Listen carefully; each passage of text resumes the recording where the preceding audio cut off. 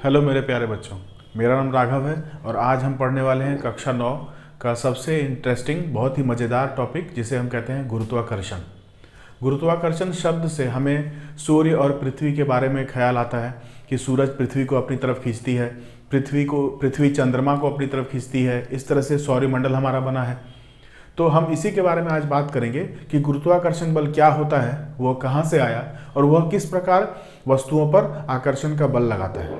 तो शुरू करते हैं। गुरुत्वाकर्षण शब्द में इसे अगर हम संधि विच्छेद करें तो गुरुत्वाकर्षण गुरुत्व जोड़ आकर्षण शब्द से बना है। गुरुत्व तथा आकर्षण। गुरुत्व शब्द है, यह शब्द द्रव्यमान यानी कि मास से संबंधित है। किसी भी वस्तु में द्रव्यमान है तो उसे हम गुरुत्व कहते हैं। तो द्रव्यमान और आकर्षण को तो हम अच्छे से जानते हैं। खिंचाव, तो किसी भी वस्तु जिसमें कि द्रव्यमान है, उन वस्तुओं में अगर किसी एक प्रकार का आकर्षण का बल लगना शुरू हो जाए तो उस बल को हम गुरुत्वाकर्षण बल कहते हैं। अब हमारे आसपास जितनी भी वस्तुएं हैं वो सब एक दूसरे पर गुरुत्वाकर्षण का बल लगाती हैं। यह हमें अनुभव नहीं होता। यह हम आज देखेंगे कि कितनी भी बड़ी वस्तु हो उस पर गुरुत्वाकर्षण का बल है, परंतु उसका मान बहुत ही छोटा है। तो पढ़ते हैं हम। एक बहुत ही महान वैज्ञानिक थे जिनका नाम था न्यूटन। न्यूटन के बारे में हम जानते हैं कि वो एक पेड़ के नीचे बैठे और सेब उन पर आकर गिरा। उन्होंने गुरुत्वाकर्षण बल की खोज की। हालांकि ऐसा हुआ नहीं था। उन्होंने बहुत सारे प्रयोग किए गुरुत्वाकर्षण बल की खोज करने के लिए। उन्होंने देखा कि दो वस्तुओं के द्रव्यमान में एक प्रकार का खिंचाव है। क्यों पृथ्वी सूर्य के चारों तरफ परिक्रमा करती है, क्यों पृथ्वी के चारों तरफ चंद्रमा परिक्रमा करता है, ये सारी बातों को जानने के लिए उन्होंने बहुत सारे प्रयोग किए। न्यूटन के पहले दो और महान वैज्ञानिक थे। एक थे गैलीलियो गैलीली और एक थे केपलर। इन दोनों ने यह बताया कि सूर्य के चारों तरफ जब पृथ्वी परिक्रमा करती है तो पृथ्वी का, हम साधारणतया यही जानते हैं कि मान लेते हैं यह सूर्य है और इसके चारों तरफ पृथ्वी परिक्रमा कर रही है। यहाँ हम मान लेते हैं पृथ्वी है हमारी, अर्थ जिसे कहते हैं। तो ये वृत्ताकार पथ में, हम अभी तक यही समझते थे कि वृत्ताकार पथ में परिक्रमा करती है, लेकिन जो वैज्ञानिक थे केपलर, उन्होंने ये बताया कि ये वास्तव में वृत्ताकार नहीं है, बल्कि यह ऐसा कुछ दिखता है। ये हमारा सन और ये जो पाथ है वलयाकार पाथ जिसे हम कहते हैं, ऐसा कुछ, और धरती यहाँ पर, इसमें कहीं भी हम बना सकते हैं इस पूरे परिक्रमा के क्रम में। तो धरती का केंद्र, इस पथ का केंद्र सूर्य नहीं है। इस तरह के जो आकृति होती है उसके दो केंद्र होते हैं। यहाँ पर सूर्य इस वृत्ताकार पथ का एक ही केंद्र है। एक वृत्त का एक ही केंद्र हो सकता है, लेकिन एक वलयाकार पथ के दो केंद्र होते हैं। तो उन दो केंद्रों में से एक केंद्र सूर्य है, ऐसा केपलर ने बताया। तो ये तो बात तय हो गई कि सूर्य के चारों तरफ धरती परिक्रमा करती है, लेकिन वह परिक्रमा करती है, उसमें कैसा बल आरोपित हो रहा है, उस बल में उनके द्रव्यमान में कैसा संबंध है, ये बताया हमें न्यूटन ने। उन्होंने कहा यदि कोई दो वस्तुओं को हम ले लें, m1 माने और m2 माने, m1 और m2, इन दोनों के बीच की दूरी हम मान लेते हैं वह r है। इन दोनों के बीच की दूरी को r मान लिया।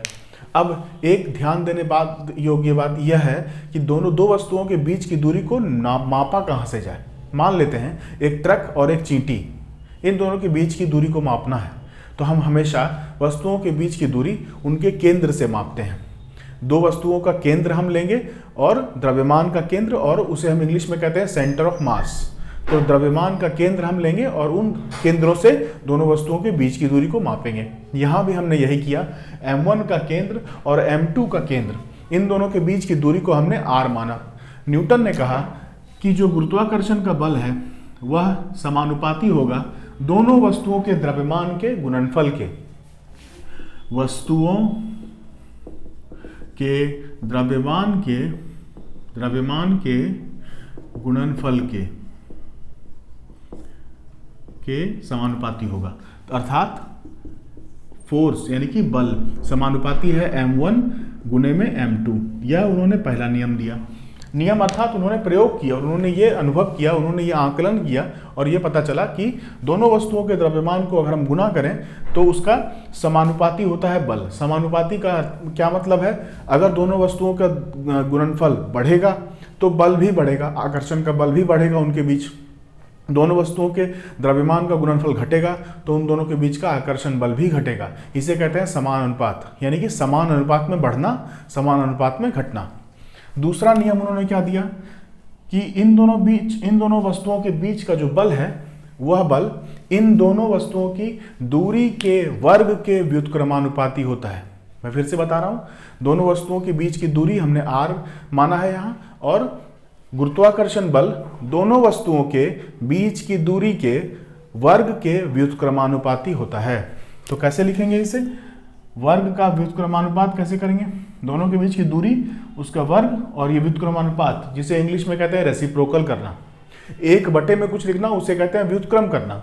और यह चिन्ह बताता है कि बल जैसे जैसे बढ़ेगा उन दोनों के बीच की दूरी का वर्ग घटेगा। मैं यहां लिख देता हूं, बल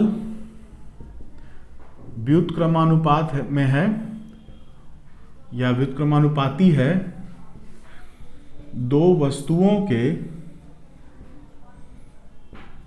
बीच की दूरी के, दोनों वस्तुओं की दूरी के वर्ग के, दोनों वस्तुओं के बीच की दूरी के वर्ग के व्युत्क्रमानुपाती है। इसका मतलब हम दोनों वस्तुओं के बीच की दूरी को अगर 5 रखें तो उनका वर्ग 25, बल का मान 25 गुना है। अगर दोनों की वस्तुओं के बीच की दूरी को हम बढ़ाकर 10 कर दें तो बल 100 गुना कम हो जाएगा। दूरी के वर्ग यानी कि 100 का 10 का वर्ग किया हमने, 100 आया और बल का मान 100 गुने घट गया। इसका मतलब ये हुआ, दूरी बढ़ाएंगे तो आकर्षण बल का मान घटेगा। वह किस प्रकार से घटेगा?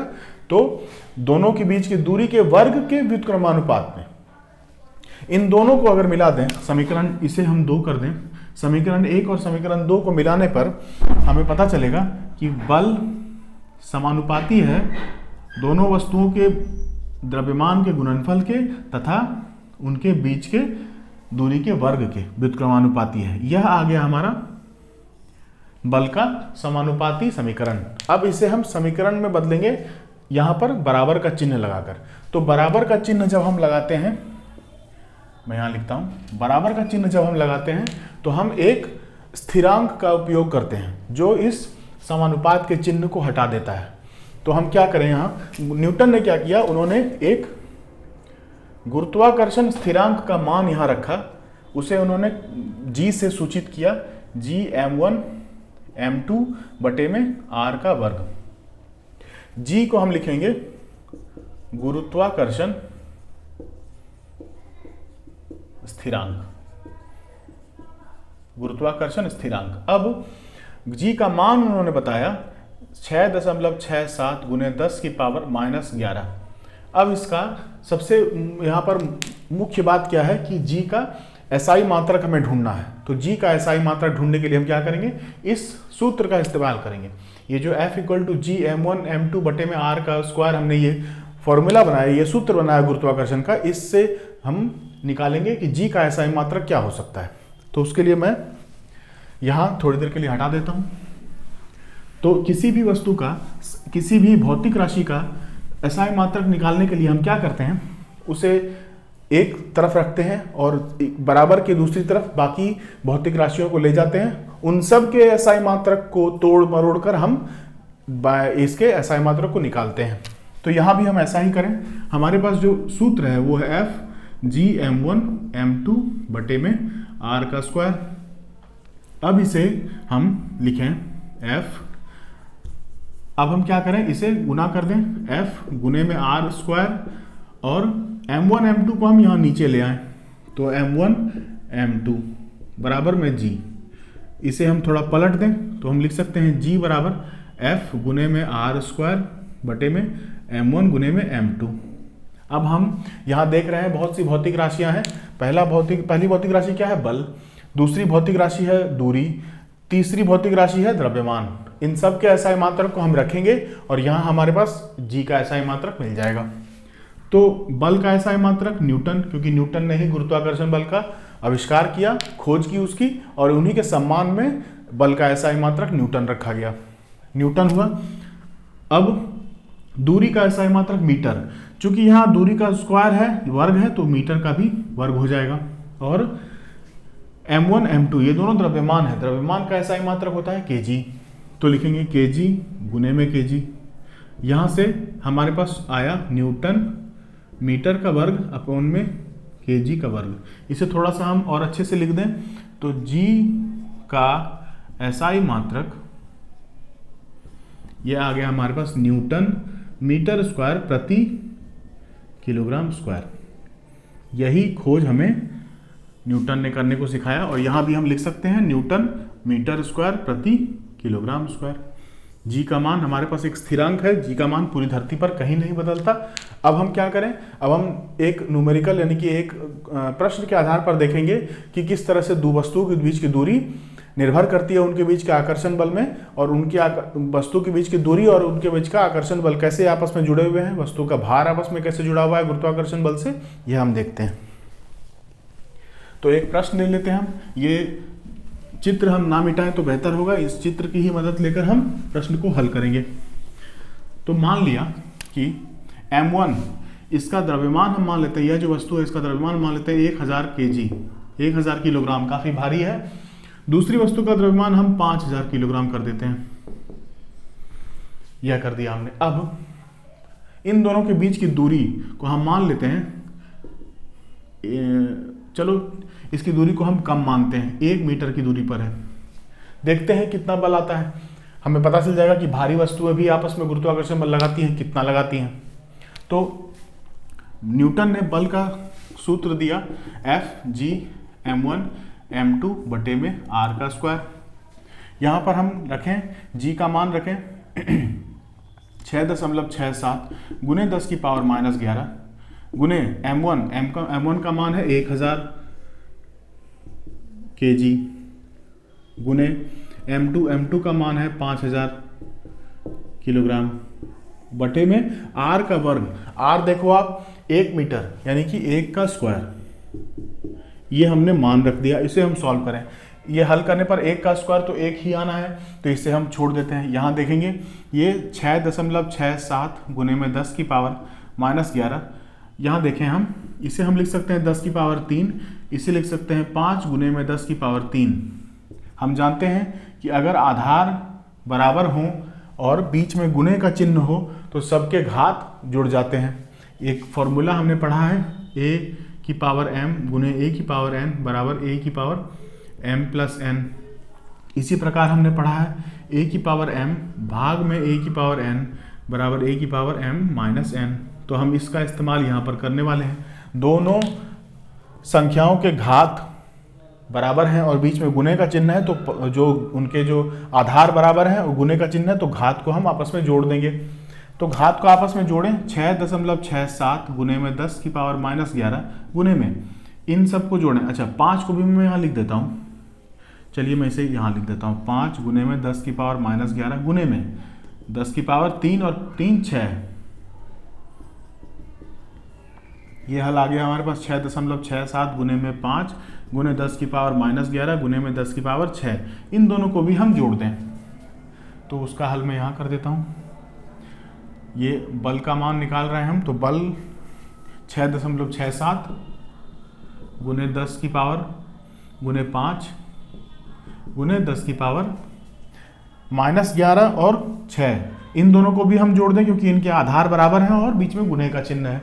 तो इनको जोड़ें तो क्या होगा -11 और प्लस में 6, 6.67 गुने 5 गुने 10 की पावर 11 में से 6, ये हो जाएगा -5। इन्हें गुना कर दें तो ये हो जाएगा 35 3 3 और 1 अंक के 2 अंक के बाद दशमलव है, गुने में 10 की पावर -5 न्यूटन। ये बल का मान आ गया। इन दोनों के बीच का बल है, आप देखो 10 की पावर -5, यह बल कितना छोटा है। यह बल इतना छोटा है कि इन दोनों को अनुभव ही नहीं होगा कि इन दोनों के बीच में कोई बल लग रहा है। यही बल अगर हम सूर्य और पृथ्वी के बीच में निकालें तो वह कई गुना बड़ा निकलेगा। वो हम देख लेते हैं एक बार निकाल कर कि कितना आ सकता है। मान लेते हैं अब सूर्य और पृथ्वी के बीच में, यह हमारा सूर्य है और यहाँ हम छोटा सा निकालेंगे ये पृथ्वी। अब इन दोनों के बीच की दूरी को माने r। सूर्य का मास, सूर्य का द्रव्यमान होता है 2 × 10⁻30 kg। अनुमानित है ये, कोई उसे नापने तो गया नहीं, कोई तराजू लेकर सूर्य का भार तो मापने नहीं गया, लेकिन ये अनुमान लगाया गया कि उसका भार इतना हो सकता है। और यहाँ से अर्थ यानी कि धरती का द्रव्यमान होता है 6 × 10⁻24 kg। धरती छोटी है तो उसका द्रव्यमान भी छोटा है। इन दोनों के बीच की दूरी होती है लगभग 15 करोड़ किलोमीटर। तो r का मान हम रखें 15 × 10⁻7 किलोमीटर। इसे हम मीटर में बदल दें तो 15 × 10⁻7 किलोमीटर को मीटर में बदलने के लिए 10⁻3 से हम गुणे कर देंगे। तो गुणे में आने के बाद यह मीटर में बदल चुका है, हमारा r आ गया हमारे पास। अब हम क्या करें, अब हम सूत्र लगाएंगे। न्यूटन ने हमें दिया हुआ है G/m/e/r²।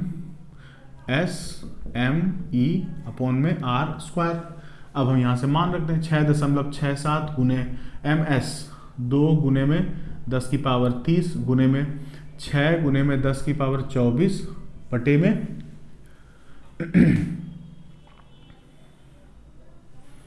15 गुणे में 10⁻10। फिर से यहाँ पर हमने क्या किया, आधार बराबर है, बीच में गुणे का चिन्ह है तो दोनों को जोड़ दिया, 7 और 3 10। इसका हमें वर्ग करना है।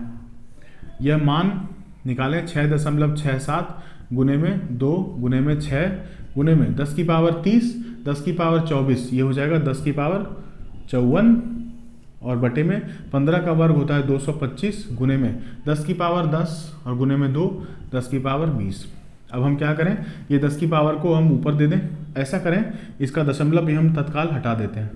तो दशमलव के बाद 2 अंक, तो यहाँ 100 से गुना करें। अब हमारे पास आया 6.67 गुणे में 2 गुणे में 6 बटे में 225 गुणे में 10⁻54 और बटे में 10⁻22। इसे हल करेंगे।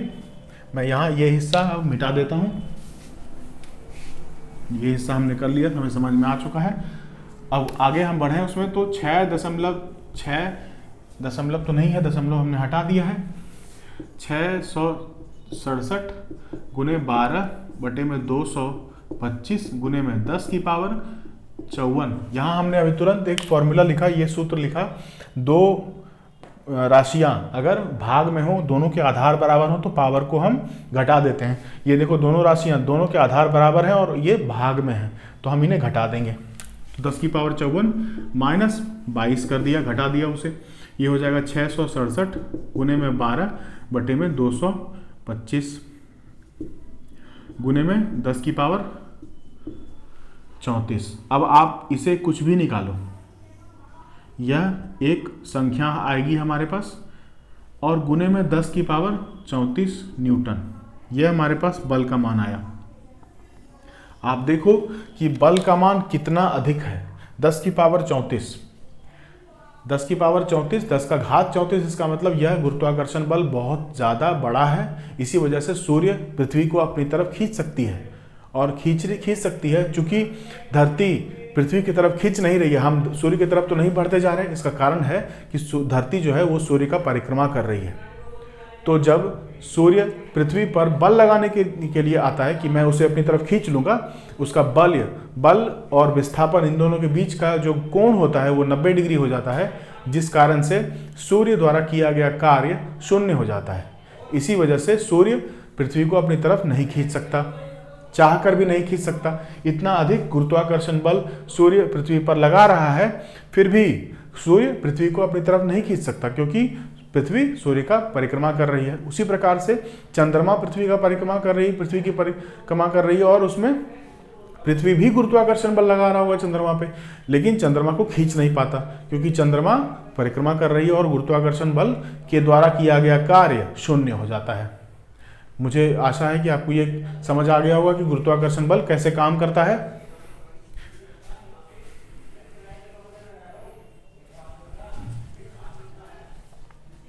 आशा है कि आपको ये समझ में आ गया होगा। धन्यवाद।